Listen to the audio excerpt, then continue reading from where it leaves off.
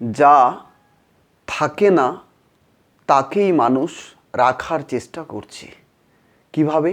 যেমন প্রকৃতির যে ভোগ্যবস্তু সম্পদ, এগুলো কখনোই স্থায়ী হিসাবে মানুষের জীবনে থাকতে পারে না। এগুলোর যে চঞ্চলতা রয়েছে, এগুলোর যে পরিবর্তনশীলতা রয়েছে, এইগুলো মানুষ মাথায় রাখতে পারছে না। কেন রাখতে পারছে না?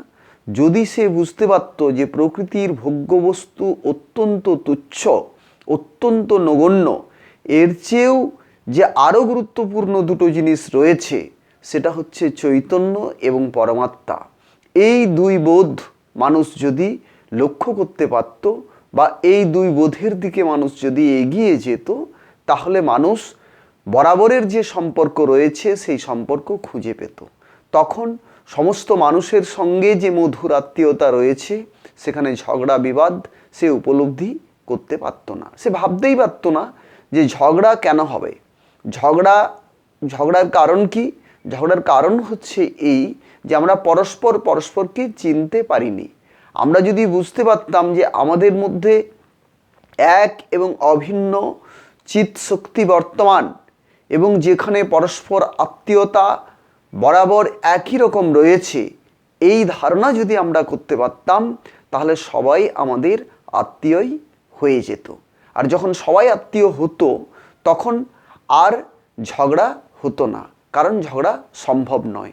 তখনই মানুষ তার সমস্ত দোষ থেকে নিজেকে মুক্ত করতে পারত। এরপর যখন নিয়ন্তার সৃষ্টি জগতের অস্তিত্ব সে উপলব্ধি করতে পারবে, তখন সে বুঝতে পারবে যে এখানে তার নিজের বলতে কিছু নেই, যা রয়েছে তা স্রষ্টার বা নিয়ন্তার।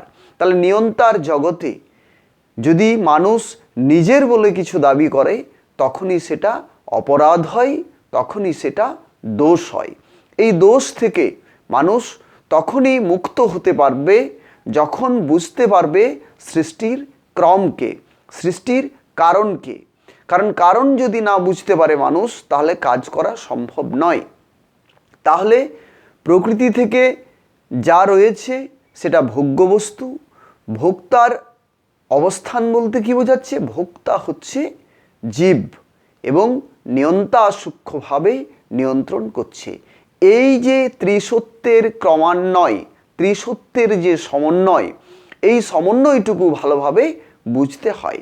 যখনই মানুষ এই সরল সহজ সত্যটুকু সহজভাবে বুঝতে পারবে, তখন আর সুস্থ জীবনের অভাব হবে না, সম্প্রীতিপূর্ণ জীবনের অভাব হবে না, শান্তিপূর্ণ জীবনের অভাব হবে না।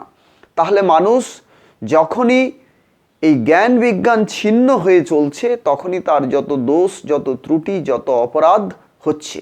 আর যখনই মানুষ জ্ঞান বিজ্ঞান যুক্ত হয়ে চলবে, তখনই মানুষ সুস্থ শরীর, মধুর আত্মীয়তা এবং পরম শান্তি মানুষ উপলব্ধি করতে পারবে।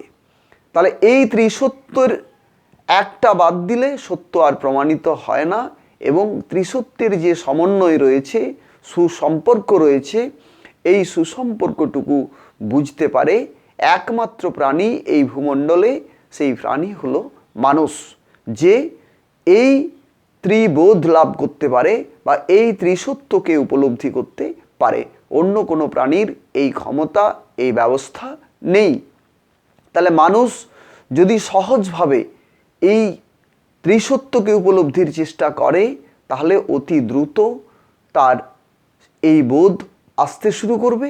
বিচার ক্ষমতা যে রয়েছে তার বিবেক, সেই বিবেক দিয়ে সে যখনই বিচার করবে, তখনই তার লক্ষ্য গুণের দিকেই থাকবে, লক্ষ্য স্থানের দিকেই থাকবে, লক্ষ্য নামের দিকেই থাকবে। তাহলে ত্রিসত্যের দিকে লক্ষ্য হবে।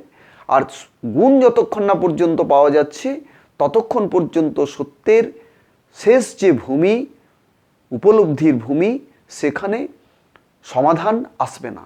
যতক্ষণ না পর্যন্ত মানুষ গুণ পাচ্ছে, ততক্ষণ পর্যন্ত সমস্যার সমাধান হয় না। সমস্যার সমাধান হয় গুণে। গুণ উপলব্ধি হলেই মানুষের উপলব্ধি সঠিক হয়। গুণ যতক্ষণ না উপলব্ধি করতে পারছে, ততক্ষণ পর্যন্ত মানুষের বোধ অসম্পূর্ণ। তাই আমরা এই সত্যবোধ লাভ করব ক্রম মেনে ক্রমযুক্ত হয়ে। ক্রমে যুক্ত হলেই বোধ অবশ্যই সঠিকভাবে লাভ হবে। তখনই মানুষ সঠিক পথ, সঠিক দিশা, সঠিক রাস্তা নির্ণয় করতে পারে, বুঝতে পারে। তাহলে ভুল রাস্তায় চলার কারণেই, ভুল পথে চলার কারণেই মানুষ রোগ, দুর্ঘটনা, ঝগড়া, বিবাদ, সংঘর্ষ, অশান্তি ইত্যাদি আসছে।